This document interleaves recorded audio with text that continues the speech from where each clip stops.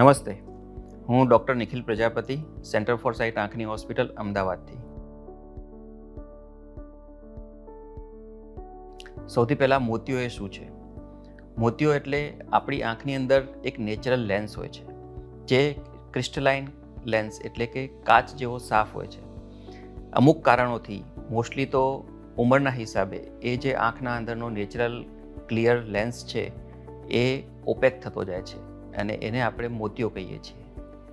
મોતિયો થવાના કારણોમાં એક તો મેજોરિટી ઓફ કારણ તો ઉંમર છે.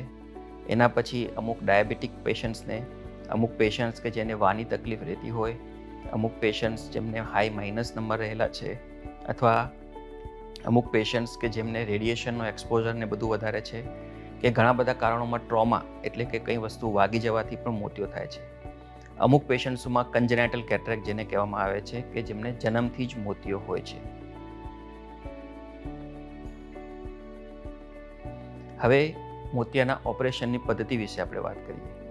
તો આજકાલ જે મોતિયાના ઓપરેશનની પદ્ધતિનો યુઝ થાય છે, જેને કહેવાય છે ફેકો ઇમલ્સિફિકેશન પદ્ધતિ. આ પદ્ધતિમાં મોટાભાગના પેશન્ટ્સોમાં કોઈને ઇન્જેક્શન કે એવું કંઈ આપવાનું હોતું નથી. ટોપિકલ એનેસ્થેશિયામાં જ આપણે મોતિયાના ઓપરેશન કરીએ છીએ. ઓપરેશન કર્યા બાદ મોટાભાગના પેશન્ટ્સો નેક્સ્ટ દિવસથી જ પોતાનું કામકાજ, રૂટીન વર્ક જે કંઈ છે એ બધું શરૂ પણ કરી શકતા હોય છે અને પોતાની રૂટીન લાઈફમાં બને એટલા જલ્દી એડજસ્ટ પણ થઈ જતા હોય છે.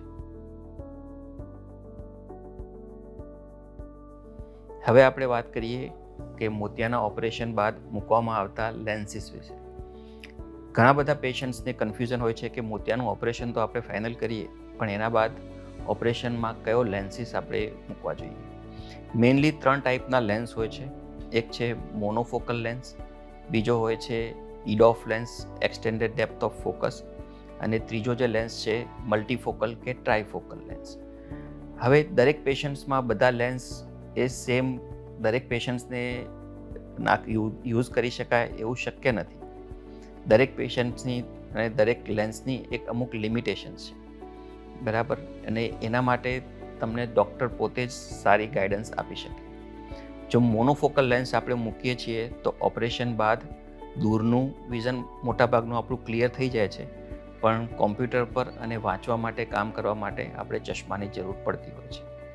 જો આપણે ઇડોફ લેન્સ મૂકવામાં આવે, એક્સટેન્ડેડ ડેપ્થ ઓફ ફોકસ, તો એવા લેન્સથી આપણું દૂરનું વિઝન તથા મેજોરિટી ઓફ કોમ્પ્યુટર વર્ક ને મોબાઈલ વર્ક આપણે ચશ્મા વગર કરી શકીએ છીએ.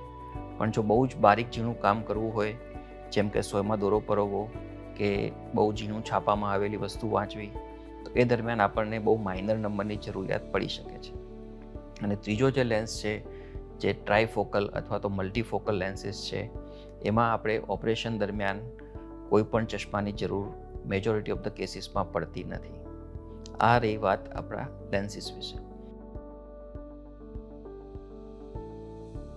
અમુક રિસ્ટ્રિક્શન્સ પેશન્ટ્સ પર રાખવામાં આવે છે, જેમ કે ટાઈમ ટુ ટાઈમ ડ્રોપ્સ નાખવાના, હેર વોશ, બેઝિકલી માથા ઉપરથી પાણી નાખીને હેર વોશ કરવાની એ આપણે એકાદ વીક માટે અવોઇડ કરતા હોઈએ છીએ, કારણ કે આંખમાં જો શેમ્પૂવાળું કે સાબુવાળું પાણી જાય તો ઇન્ફેક્શન થવાની શક્યતા રહેલી હોય છે. તથા ઓપરેશન બાદ આપણે પ્રોટેક્ટિવ ગ્લાસીસ આપીએ છીએ, જે એકાદ અઠવાડિયાથી 10 દિવસ સુધી તમે રેગ્યુલરલી એને યુઝ કરવાના હોય છે, કે જેથી આંખમાં કચરો કે ધૂળ ના જાય.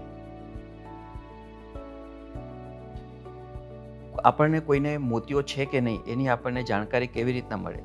તો આપણને અમુક લક્ષણ દેખાય, જેમ કે દૂરથી કોઈ વ્યક્તિ આવતું હોય તો ચહેરો ઓળખવામાં તકલીફ પડે, તમારા નંબર જે છે વારંવાર ચેન્જ થતા રહેતા હોય, અથવા તમે રાત્રે બહાર નીકળ્યા હોય કે રાત્રે વાહન ચલાવતા હોય અને સામેથી વ્હીકલની લાઇટ આવે તો આંખો એકદમ અંજાઈ જાય.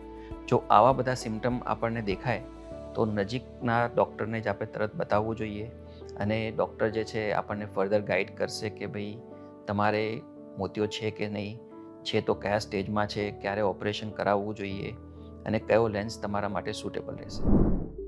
Follow Center for Sight and post your queries to get answers from the experts.